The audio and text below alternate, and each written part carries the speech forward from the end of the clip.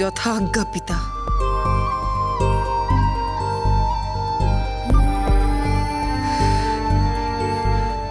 লক্ষিন্দরের প্রতিটি অস্থি আমার প্রয়োজন। তার দেহ পূর্ণ নির্মাণ করতে হবে আমাকে।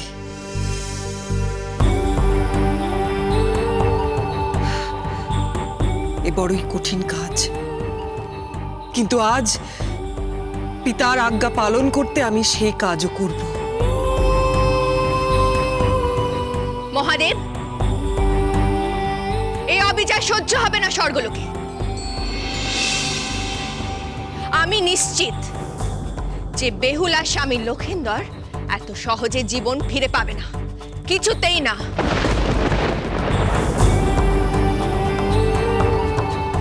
সঠিক বিচার হবে, হতেই হবে।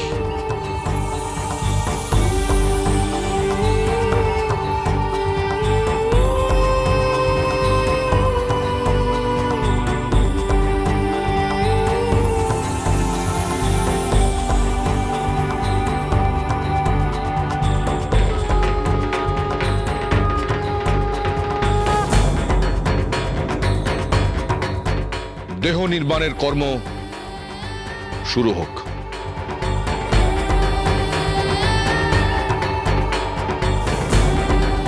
জয় ভোলা মহেশ্বরের জয়, জয় ভোলানাথের জয়। হে প্রভু, দেখো আজ যেন কোনো বিপত্তি না আসে।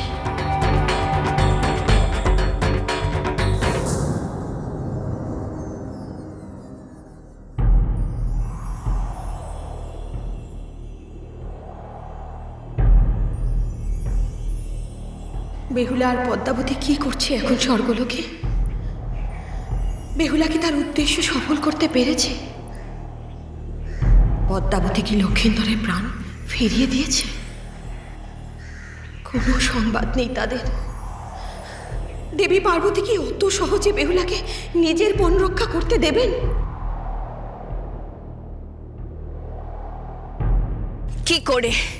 কি করে মহাদেব প্রসন্ন হলেন বেহুলার ওই নৃত্যে, যেখানে দেবরাজ ইন্দ্র শ্রেষ্ঠ থেকে শ্রেষ্ঠতর অপ্সরা এনেছিলেন মহাদেবকে সন্তুষ্ট করার জন্য, অথচ শত চেষ্টা করে ওই অপ্সরা মহাদেবকে প্রসন্ন করতে পারেননি। আর আজ মহাদেব কিনা বেহুলার ওই সামান্য নৃত্যে প্রসন্ন হয়ে গেলেন। নারায়ণ নারায়ণ। দেবাদিদেবের গতি বোঝা কারুর কর্ম নয় দেবী। এখন মনসা স্বর্গলোকে তার ক্ষমতা প্রদর্শন করবে, আর সমস্ত দেবগণ সেই ক্ষমতা দেখতে বাধ্য হবে। আর শুধু তাই নয় দেবর্ষী নারদ, লক্ষিন্দর যদি প্রাণ ফিরে পায় তাহলে বেহুলা মর্তলোকে গিয়ে তার শ্বশুর মশাই চন্দ্রধর বণিককে রাজি করাবে ওই কুচক্রী পাতাল বাসিনীর পূজা করতে। আর তখন অনতি বিলম্বে ওই পাতাল বাসিনী দেবী রূপে স্বর্গলোকে প্রবেশ করবে, আর তার সকল চক্রান্তের সামনে সমস্ত স্বর্গলোক নতি স্বীকার করছে। নতি ভবিতব্য দেবী, সব ভবিতব্য। নারায়ণ নারায়ণ। তবে দেবী, এত সহজে বেহুলা তার স্বামীর প্রাণ রক্ষা করতে পারবে বলে মনে হয় না। আপনি একদম ক্রুদ্ধ হবেন না। দেখুন না কি কি ঘটনা ঘটে। ওই মনসা কি তার ভক্তের প্রার্থনা এত সহজে স্বীকার করে নেবে? দেখলেন না এই স্বর্গলোকে আসতেই সে কত বিলম্ব করল। কত কি অঘটন ঘটতে পারে। নারায়ণ নারায়ণ।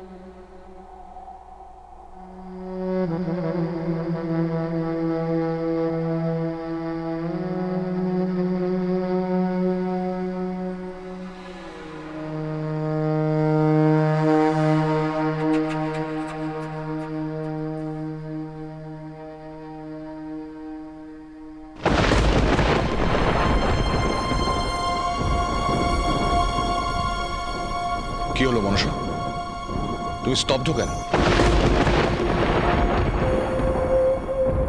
আজ সকল দেবতারা তোমার উপর ভরসা করছেন।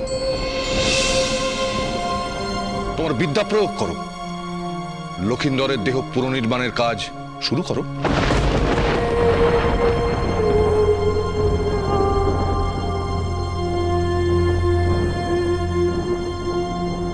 কি হলো মনসা, আপনি কি শেষ মুহূর্তে আপনার সিদ্ধান্ত পরিবর্তন করলেন? তোমার অভিব্যক্তিতে অনিচ্ছার ছায়া ফুটে উঠছে।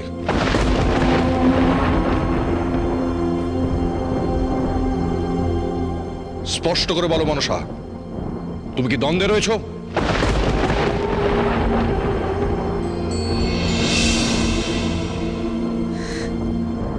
আমায় ক্ষমা করবেন পিতা, এই মুহূর্তে আপনার প্রতিশ্রুতি রক্ষা করা আমার পক্ষে অসম্ভব।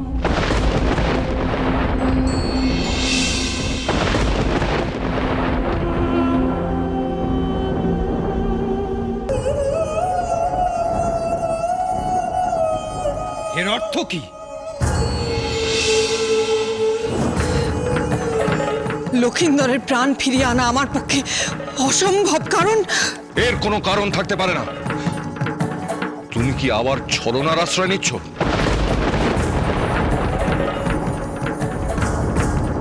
এর অর্থ পরিষ্কার,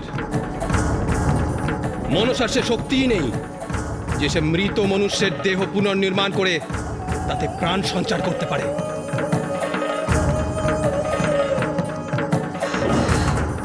আমার শক্তিকে তুচ্ছ জ্ঞান করবেন না দেবরাজ। দীর্ঘদিনের সাধনায় আমি এ শক্তি অর্জন করেছি, তবে আমার পক্ষে এই মুহূর্তে লক্ষিন্দরের প্রাণ ফিরিয়ে আনা অসম্ভব। তাহলে কি কারণে আপনি স্বর্গলোকে পদার্পণ করেছেন? কি উদ্দেশ্য ছিল আপনার? দেবগণ আমাকে আহ্বান জানিয়েছেন, তাই আমি স্বর্গে এসেছি, স্বেচ্ছায় নয়। দেবতারা সকলেই জানেন যে একমাত্র তুমি পারো লক্ষিন্দরের জীবন ফিরিয়ে দিতে, তাই তারা তোমাকে এখানে আহ্বান করেছেন। শেষ মুহূর্তে তুমি এমন কথা কেন বলছো মনসা?